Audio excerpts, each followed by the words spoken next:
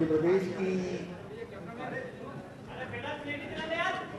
राजनीति में राजनीतिक दलों के बीच में और व्यक्तियों के बीच में जो राजनीतिक सौहार्द रहा है, हम सब लोग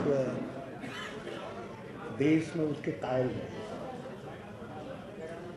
उसकी प्रशंसा करते हैं।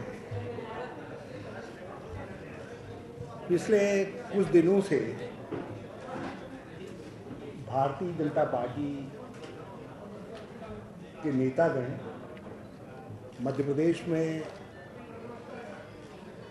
तो भारतीय जनता पार्टी के जितने मध्य प्रदेश से आने वाले नेता थे वो सब पिछले 10 सालों में निपट गए,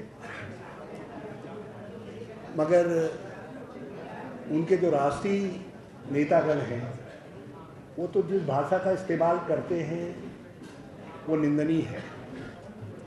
मगर मुख्यमंत्री जिस भाषा का इस्तेमाल कर रहे हैं वो उनके पद के गौरव के अनुकूल नहीं है। हमने भले ही तकनीकी आधार पर उनके विज्ञापन की शिकायत की हो, मगर हम मीडिया के माध्यम से भी ये अनुरोध करना चाहते हैं,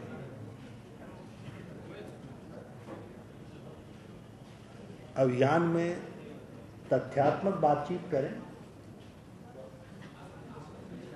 जो आरोप प्रत्यारोप है उसमें भी यदि वो साहस दिखाएं तो जैसा अजय सिंह जी ने कहा, माननीय दिग्विजय सिंह जी ने भी कहा, ज्योतिरादित्य सिंधिया जी ने कहा कि हम मुद्दों पर भी खुली बहस के लिए शिवराज सिंह जी के साथ तैयार हैं। वो भी एक लोकतांत्रिक तरीका हो सकता है। वो खुली बहस के अजय सिंह जी के दावे को, अजय सिंह जी की चुनौती को स्वीकार करें, दूसरे हमारे साथियों की चुनौती को स्वीकार करें, मगर एकांगी तरीके से अपने भाषणों में जिन शब्दों का वो इस्तेमाल कर रहे हैं कि लूट खसोट करके नोच नोच करके खा जाएंगे और दूसरे शब्दों का, वो समुचित नहीं है। वो गरिमा युक्त नहीं है। विपक्ष आक्रामक हो सकता है, यहाँ हम विपक्ष में हैं, लेकिन जो सत्तारूढ़ दल है उसकी प्रथम जिम्मेदारी है कि वो शालीनता का स्तर बना करके रखे। और मैं अपने अध्यक्ष जी की आहत भावनाओं से पूरी तरीके से सहमत हूँ।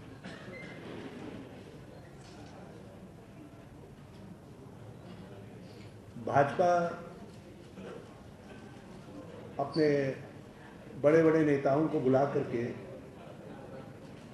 जो कारपेट बॉम्बिंग जिसका नाम उन्होंने दिया है, यानी हम कारपेट बॉम्बिंग करेंगे बड़े बड़े अपने नेताओं को बुला करके। मैं 2 सवाल मध्य प्रदेश भाजपा के नेतृत्व से करना चाहता हूँ। क्या वो सब जगह होता है, हर पार्टी में होता है, राष्ट्रीय नेतागण आते हैं, सहयोग करते हैं अभियान के अंदर, और मध्य प्रदेश में ऐसा लग रहा है कि जो राष्ट्रीय नेता हैं वो मध्य प्रदेश के चुनाव अभियान में भाजपा पक्ष का सहयोग करने के लिए नहीं आ रहे हैं, भाजपा के नेतागण, बल्कि अभियान उनके हाथ में है। जिस तरीके से एक विज्ञापन के माध्यम से उन्होंने ये जताने की कोशिश की है कि हम हमारे अमुक अमुक अमुक सम नेतागण आ रहे हैं, हमारी बिल्कुल इससे अलग हटी हुई स्थिति है। कांग्रेस का जो चुनाव अभियान है वो मध्य प्रदेश के ही नेतागणों के हाथ में है, और पिछले 4 दिनों से सघन रूप से वो अभियान चल रहा है। ये मध्य प्रदेश कांग्रेस का सौभाग्य है कि भाजपा के विपरीत बिल्कुल विलोम स्थिति है। मध्य प्रदेश कांग्रेस के कम से कम 4 शीर्षस्थ नेता ऐसे हैं जो राष्ट्रीय स्तर पर जिनकी तरफ नेतृत्व मार्गदर्शन के लिए पूरे भारत की कांग्रेस देखती है। उनमें बड़ी पंक्ति के नेताओं में, क्योंकि यदि बुजुर्ग कह दूंगा तो कहीं नाराज न हो जाए मुझसे लोग, दिग्विजय सिंह जी हैं, कमलनाथ जी हैं और माननीय कांतिलाल भूरिया जी हैं। हमारे आदिवासियों के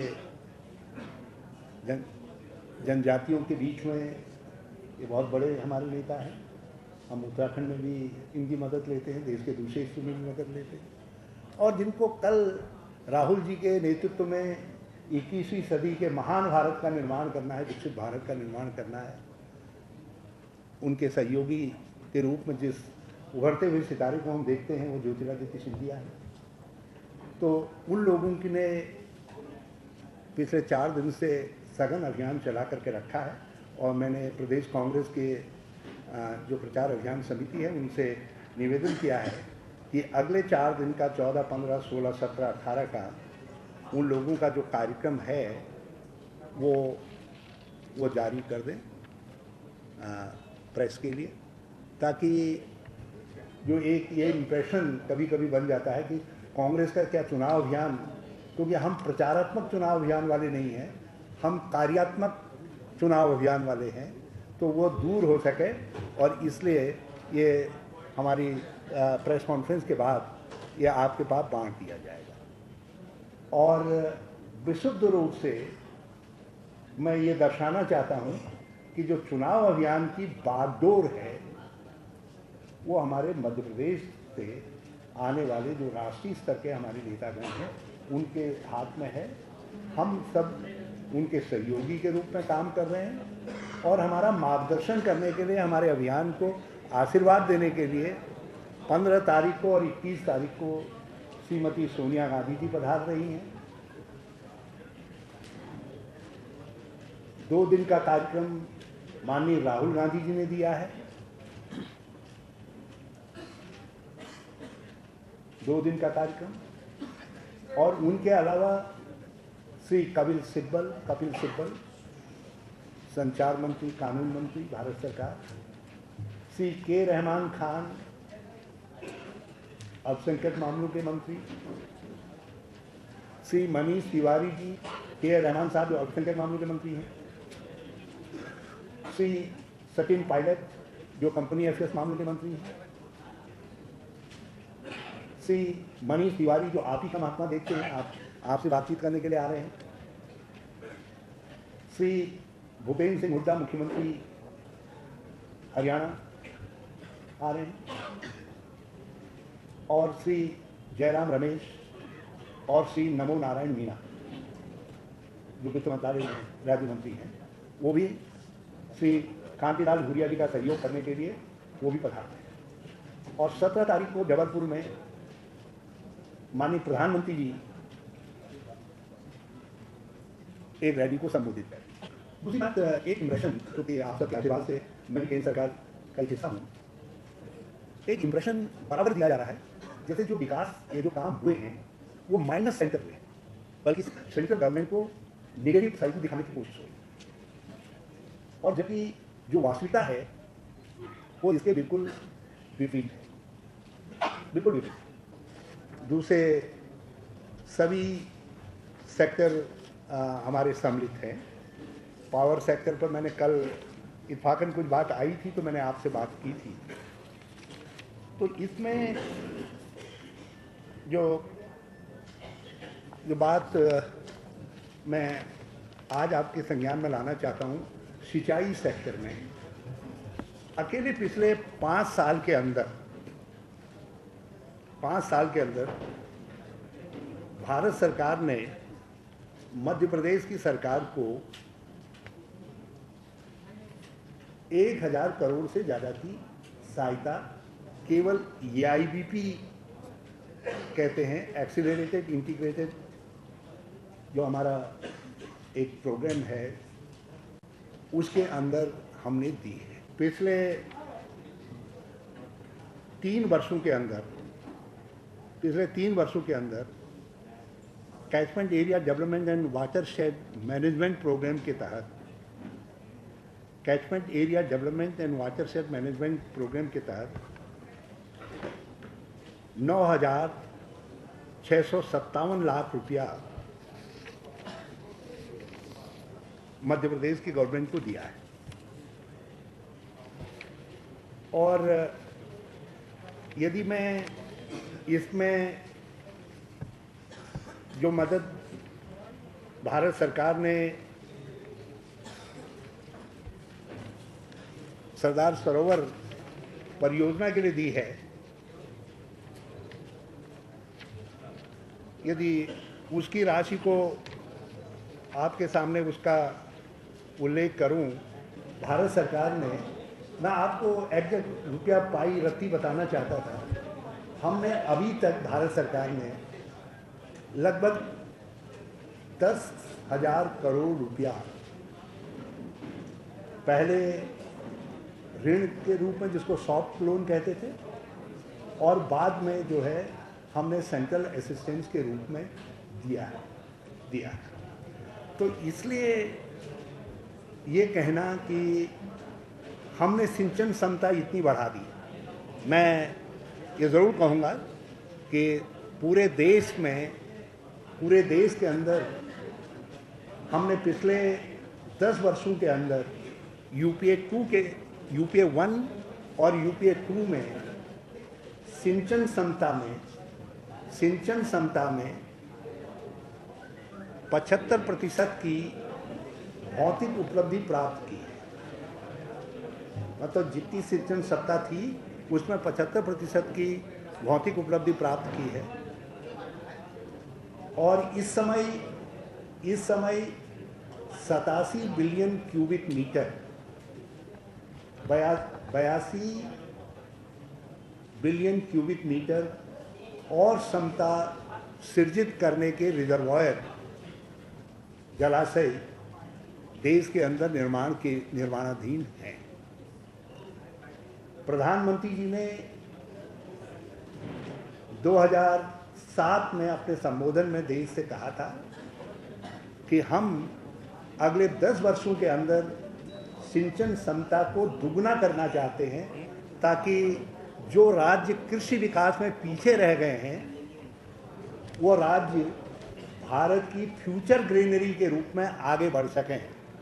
और आपने देखा होगा कि कंटिन्यूअस सेंट्रल सपोर्ट के कारण छत्तीसगढ़, झारखंड, बिहार जैसे राज्य भी एक नई ग्रीनरी के रूप में देश में उभर करके सामने आ रहे हैं।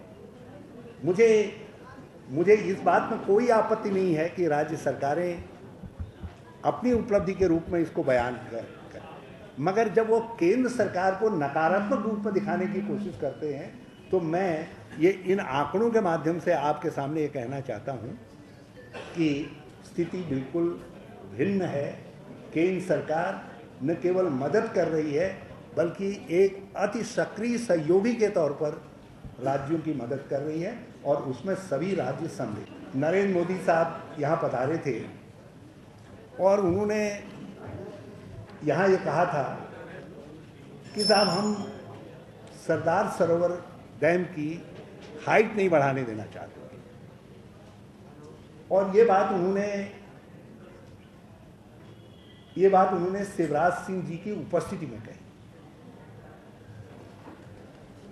मैं शिवराज सिंह जी से एक बात जानना चाहता हूँ, वो इस बात की स्थिति स्पष्ट करें, क्योंकि इस समय जो मध्य प्रदेश के गांव सबमर्ज हो रहे हैं, अफेक्टेड हैं, उनमें एक तो पूरी तरीके से है और 191 गांव पार्शियली, जिनमें 90% भी हैं, 75% भी हैं, 60% भी हैं, वो डूबे हैं और जो अफेक्टेड फैमिलीज हैं वो करीब 38,000 के करीब फैमिलीज, और ये संख्या जो आज की गणना है उसके अनुसार ज़्यादा है। और क्योंकि नरेंद्र मोदी जी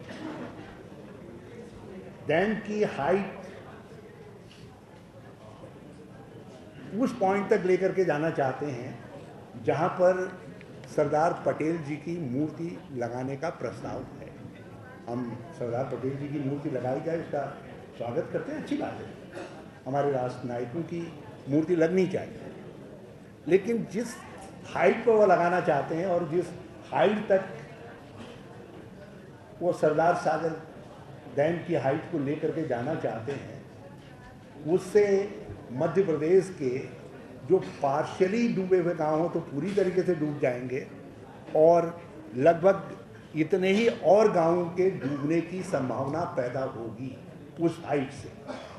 तो क्या श्री शिवराज सिंह उस हाइट तक, जिस हाइट तक नरेंद्र मोदी जी डैम को लेकर के जाना चाहते हैं, उसका सपोर्ट कर रहे हैं? ये बात उनको मध्य प्रदेश के लोगों को बतानी चाहिए, क्योंकि जो रिसेटलमेंट है, पुनर्वास है, वो बुनियादी रूप के तौर पर राज्य का क्षेत्र है। यदि वो बड़े पैमाने पर अपने लोगों को पुनर्वासित करना चाहते हैं तो उनको ये बात स्पष्ट करनी चाहिए, और नहीं तो श्री मोदी जी के जो कुछ फेंको और आगे बढ़ो वाला सिद्धांत है, वो उसके लिए ताली बजा करके वो मध्य प्रदेश की मदद नहीं कर रहे हैं, ये मेरा कथन है। तो इसलिए श्री शिवराज सिंह जी से मैं ये सुझाव देना चाहता हूं, क्योंकि हमने सिंचाई परियोजनाओं में मध्य प्रदेश की भरपूर मदद की है, बिना किसी पॉलिटिकल कंसिडरेशन के की है। हमारे प्रधानमंत्री का, सोनिया जी का स्पष्ट मानना है कि राज्यों का विकास नहीं होगा तो भारत का विकास नहीं होगा।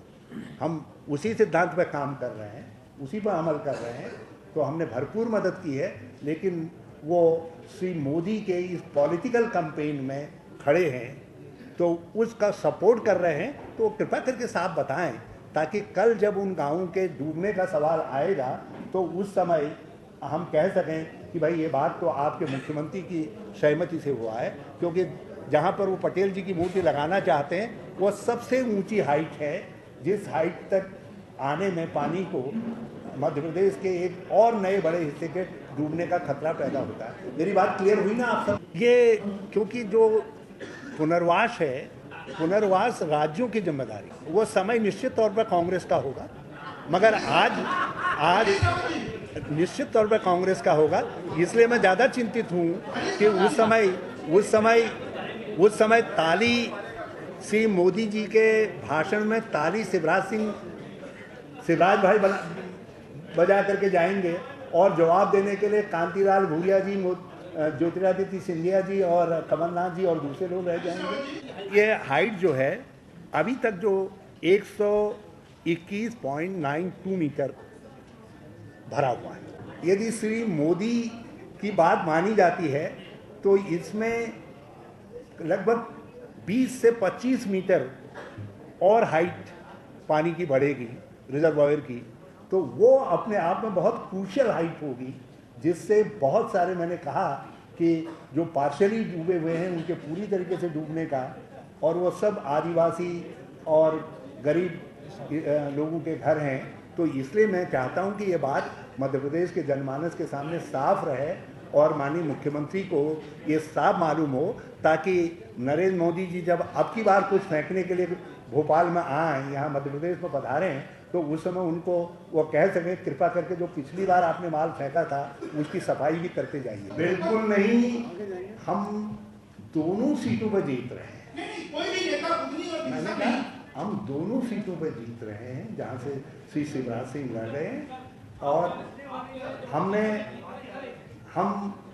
एक रणनीति के तहत वहाँ हमारा चुनाव अभियान चल रहा है, और आप देखेंगे कि आने वाले दिनों के अंदर जो हमारा स्थानीय आधार पर चुनाव पिक करेगा, तो हम और मामलों में तो नहीं मानते हैं उनकी बात को, लेकिन चुनाव अभियान बुधनी में चलाने के मामले में हमारा उतना ही सघन चुनाव अभियान होगा जितना सघन भारतीय जनता पार्टी हमारे खिलाफ दुष्प्रचार इस समय कर रही है। मुझे उनके बयान का ज्ञान नहीं है, लेकिन मैं एक बात जानता हूँ कि जो प्रत्याशी तय हुआ वो सबकी सहमति से हुआ और बहुत ही सक्षम प्रत्याशी है। और फिर एक बात देखिए ना, आप तो जानते हैं मध्य प्रदेश की राजनीति में हमेशा जो चमत्कार किए हैं वो कम जाने जाने वाले लोगों ने किए हैं, और वहाँ भी एक इतिहास बनेगा। और जो हमारे उम्मीदवार हैं जिनको आप कम बता रहे हैं, वो देखिएगा आप चुनाव के रिजल्ट आने के बाद वो जायंट किलर के रूप में जो है जाने जाए। देखिए, कभी कभी रास्ता सुधारने के लिए चेतावनियाँ भी दी जाती हैं।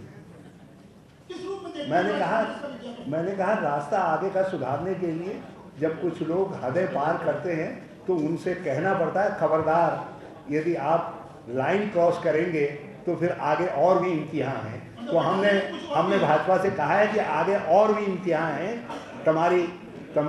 आपके खिलाफ इतने मसाले हैं कि यदि उन सब का वर्णन किया जाए, राष्ट्रीय स्तर से लेकर के भोपाल तक भाजपा कई मामलों में चैंपियन रही है।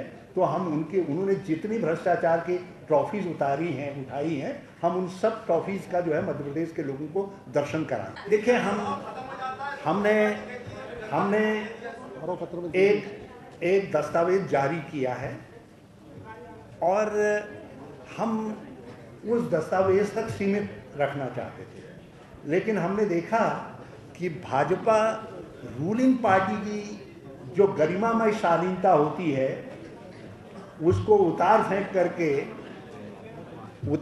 करके बहुत छिछलेदारी में उतर रही है। तो उनको हमने ये लाल बत्ती दिखाई है कि खबरदार, आगे और भी नहीं तो बहुत सारे स्पीड ब्रेकर आएंगे और खबरदार हो जाओ, और नहीं खबरदार होंगे तो आगे भी देखेंगे। भाजपा के पास नीति है, ये तो मेरे लिए 45 साल के राजनीतिक जीवन में एक बड़ा समाचार है। भाजपा के पास कुनीति है, ये हमने बचपन से ही सुना है। पहले जनसंघ कुनीति पर काम करता था, अब बांटने की कुनीति पर भाजपा काम करती है। तो उनके पास नीति तो है ही नहीं, कुनीति है।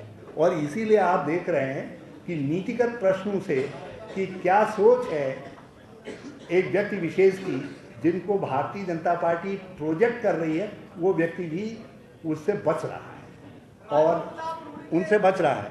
तो जहाँ तक नीति का सवाल है, तो भाजपा के पास नीति नहीं है, उनके पास कुनीति है। और हमारे पास नीति है, इसीलिए देश की आज़ादी से लेकर के इन 65 वर्षों में जब हम मंगल ग्रह तक जा रहे हैं, तो हमने उसकी नीति और कार्यक्रम तैयार किए हैं, और इसमें आपको किसी को कोई शंका नहीं होनी चाहिए। जहाँ तक नेता का सवाल है, हमारे पास नेता हैं। इसीलिए समय समय पर जो भारत के दुश्मन थे, उन्होंने हमारे नेतृत्व पर हमला किया। महात्मा गांधी पर हमला किया, उनको मार डाला गया। इंदिरा गांधी पर हमला किया, उनको मार डाला गया।